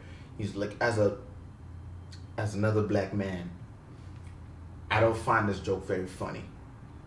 Yeah. But I'm down to support another black man. I'm like, why put that in the comments? Yeah, and this wasn't even a Serena joke. It was like another joke. It was like, hey, it's like, yo, like, I'm like, why? Just tell me you support me, man. Yeah. It's like, I didn't find this shit funny. Yeah, But I'm gonna support you as a black man. I'm like, yeah. thank you. Thanks. Appreciate it. I think it's so funny. Like, I will literally put after every one, I go, hashtag jokes, comedy, comedian, laugh, funny. Those are the hashtags I use every time. And I did the joke about social distancing. Yeah. So I say, I think social distancing is stupid. I mean, this virus came all the way from China. It'll probably go an extra 6 feet. True. And it's just, Let me guess. People lost their shit. People, yeah, they're like this fucker. They're like, well, one of the funniest comments was this person put it. I love this comment. It was funny. He goes, there has to be a God, because there's no way anybody could evolve to be this fucking stupid. Holy shit. And then people are putting, no, they're just like, what an idiot. Does he not get it? You are so dumb. Like, oh my God, how did natural selection not get this guy? And I'm going, It's a like, joke. I know. I'm like, you don't get, like, you think that I actually think. There's some people who are so serious, it's like aggravating. I'm just Oh, like, man. I can't talk to you. I think the thing is, you don't want to reply, because then You if you don't, go, yeah. well, if you go like this, if you go, hey, look, I was joking, it was a joke. You think it's funny? All they're gonna do is go, no, they'll just go, so was I, right? They'll say, I was joking about you being that dumb. So then they're like, I was doing a joke too. You didn't get my joke. It went over your head. And I'm like, you You're fuck. too sensitive. Yeah. You're a comedian. You understand? Yeah, It's yeah. Like, no, I love that. I love that license. When someone says some horrendous shit, like, you're a comedian. You should get it. I'm like, Yeah. you just walks up to me like, you're a piece of shit. Yeah. You should have tough skin. I'm like, you're an asshole. What? Yeah. Like, you know what? Me being a comedian does not stop you from being an asshole. Yeah. Dude, Oh my I want God. to do a whole bit about dumb jokes that people have told me. Like a whole set on jokes. Like I was in Saskatchewan. And we were going fishing, so I had a boat hooked up behind my RV. And this guy pulls up, and of course, my RV, it's like a fucking moth light for weirdos. It's my fault. I put my name on it, right? Like, I got my giant ass name on this fucking RV that says comedian, all the shit on there, which I haven't earned, by the way. I just went ahead and did this way before I ever even deserved it. And that's what I always tell people. You were saying you'll know you made it when you have people holding all your stuff for your appliances. Hey, it's just because people. I don't got furniture no more. I just got people holding me up on my chair. and Hey, Larry, move over real quick. how I will know I made it is when I have to take my name off of the RV. True. Right? When it's like too many people, you're like, hey, people can't know who you are. That's how I'll know. Anyway, so this guy rolls up in Saskatchewan. He sees us. We're in Saskatoon. We're getting ready to go fishing. Boat's hooked up to the RV. Pulls up, old guy. He's probably like in his 70s. And we're riding in an old ride too. And he comes up, rolls down his window. He goes, comedian, eh? I was like, Oh, man. I might have something for you here. So it looks like you like fishing, hey? And I'm like, yeah, man, we're going fishing. He goes, okay, I'll tell you this one. Okay, ready? He goes, you want to know? Ready? No, just you ready? He goes, you want to know where you catch all the big ones? Oh, God. Here in Saskatoon. And I go, yeah, sure. He goes, Oh, my God, yo. for those of you listening audibly, I'm pulling on with my left index finger on my cheek. Okay. And he goes, That's such a shit joke. in the cheek. And he goes, and sometimes What is this? in the other cheek. Yo. And then he goes, looks at me all proud, head nod. He goes, hey, you can use that. You can use that. You can use that. Like, I don't get it. I think, do they honestly think that stand-up comedy, what we do is just hear jokes and regurgitate them? We just lease jokes from like other is that people. is that what they think it Just is? lease You're jokes. like, oh, you just memorize a bunch of jokes From other people. and then you just go on stage and say them. That's not how this works. Oh God. Right? I feel you. on Although that. I have met some comics who that is their approach. They're just like, 100%. go on Reddit, they take the jokes and just. That's copyright. If you know people who do I it. do, yeah. Please man. don't put some name outs, man. That's career. No, yeah, dude. Oh, I know. that's tough. That's dude. stealing, yo. No, 100%, dude. That's Holy a word. fuck. That's a goal. I've Yeah. talked to people about it multiple times. Yeah. And said, hey, this isn't gonna fly, and they God, some of them don't seem to care. In terms of what you just said there, like usually that shit happens to me with Uber drivers. I don't know what it is. Like I put up With you can have that one. yeah, you can Yeah, have that with one, the bro. Uber. Like Yeah. I hate it when people ask me what I do. Like I mean, I'm not sharing what I do. used to Let like everybody it. I know. used Yeah. to really like saying I'm a comedian, but I now don't anymore now. I learned to don't bring it up. Especially when you're trapped in a freaking ride with an Uber driver or a taxi driver, bro. Like they're hating you with everything that you got, and I just be recording what they're saying. Yeah. And man, oh man, it is so funny. Yeah, like they'll yeah. start talking. The last Uber driver I just got, and sometimes these Uber drivers like they kind of know where they're going. So like if you're in the car heading to like a certain place, when I was going to Yuck Yucks, going to the Comedy Mix at the time, they're like, "Oh, you go to that comedy place? Hey, yeah, I can feel you're a comedian, man." And then they'll start running bits. The last show I was going to, the dude in the car, the Uber driver, this one gassed me up a little bit. This dude recognized me from a show. Right. He recognized me. He's like, That always because I feels didn't say cool, it felt though, cool as right? hell. It always I'm not gonna feels lie. cool. I never get used to that. It was No, really I cool. know, I'm yeah, sitting in the yeah, Uber yeah. car, and then he's like, "Oh, dude, I know you from somewhere." I'm like, "Nah, you don't, man."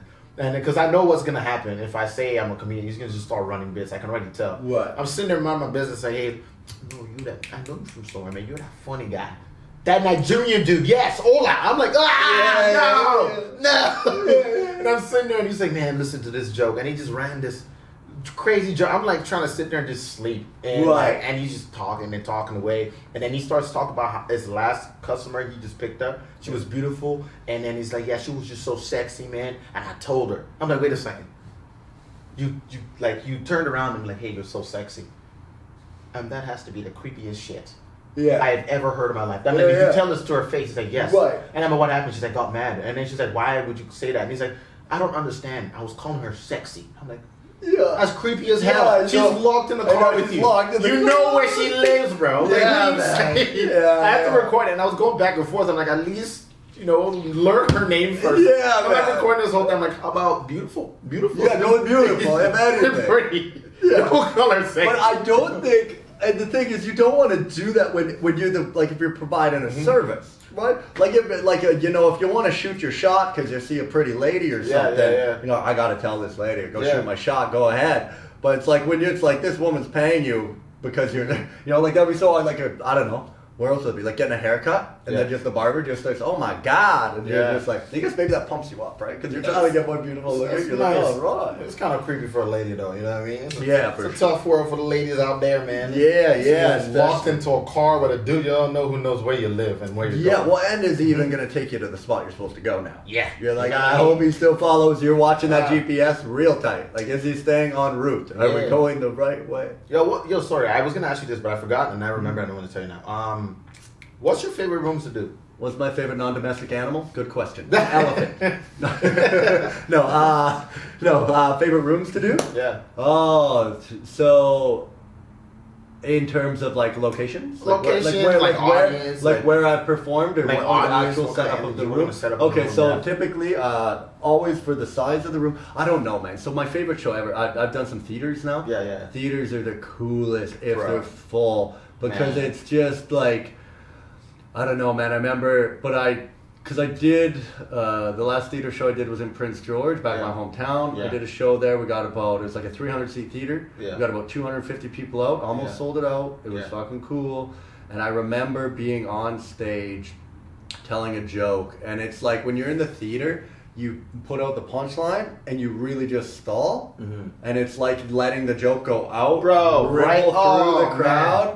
And the crowd comes, and Yeah. then the wave joke comes back It to fucks you. with your timing with the And first you're like, time, right? oh, yeah, you have to learn. You have Yeah, to figure it yeah. out. And you realize, you're like, slow it way down, man. Yeah. Normally what would be 15 seconds in like a tight room, that's a minute Yeah. on stage Mhm. up there. And you do it, And I remember the one time just staring up at the lights, looking out at me, and at a moment, man, I was like, I don't know if I've ever been happier in my life than right now. It's great. It's a great But typically for a room, like if we're talking just like a room for a club, you know, it has to be very dark. Yeah, obviously. Of course. It has to have a really low ceiling, and I like it if the people are all the way around me. If I can have people on the left, the right, and so I can work like, you know, and So the stage, I guess, is here, and there's people fully wrapping me around, tightly like packed. Susie's room, yeah? Yeah, Susie's room. Yeah, Yeah. I can't wait for that place to be able to be packed out. I think, dude. I think if the stage went back to the middle though, and then had people on my left. Yeah. I don't know. I guess at the corner is so nice because like.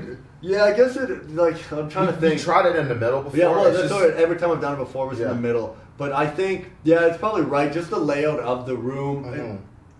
Well, it's good because they're still pretty around us, right? Yeah, when we were there like last night. When we had it in the middle last time, it was just like the chairs. I don't know. It was set up weird. It just wasn't enough room for people to sit. You know what I mean? I think you're right. I think they are more with it in the corner. Yeah. Yeah, and getting that place packed out, man, would be great. But that's what I like. You ever done a black room before, man? Like predominantly black. No. People? Oh, man, No, man, so no. much fun. The thing about those rooms, I run a room called Shake and Bake. Right. And one of the toughest room and one of the most rewarding rooms ever because you come in and you come in with some garbage jokes, bro. Yeah. No one's with it. Right. And no one's gonna give you that sympathy laugh, nothing. Yeah. Dead silence, man. Yeah. And if you come in there and you bring some heat, bro, people are laughing and they're laughing with all of their body, and it's such an electrifying feeling. Yeah. And one of the first times I had the chance to experience is when I went back to Fort McMurray to open up for a comedian named Bovi. Right, he's a big Nigerian comic, and he was touring across North America. Right. And this is the first time my parents ever really saw me live. Right. So for me, this was terrifying because I'm like, yo, I was supposed to go to school for accounting. Now I'm doing stand-up comedy and they're kind of iffy on this shit. Right. And so you feel like you got to prove. I got to prove something, like, bro. Look but at I'm like proving this something is like family. No, dude, I have another story man. exactly about this. With so like ahead. Nigerian family, like kind of conservative. Oh, so like I couldn't like swear too much. Like the topics I was talking about couldn't be too sexual or not. But I just found, as I was performing, it could be. I just needed to know how to deliver it to them. You know what I mean? And like man, oh man, performing to like a group of like Nigerian parents. Yeah.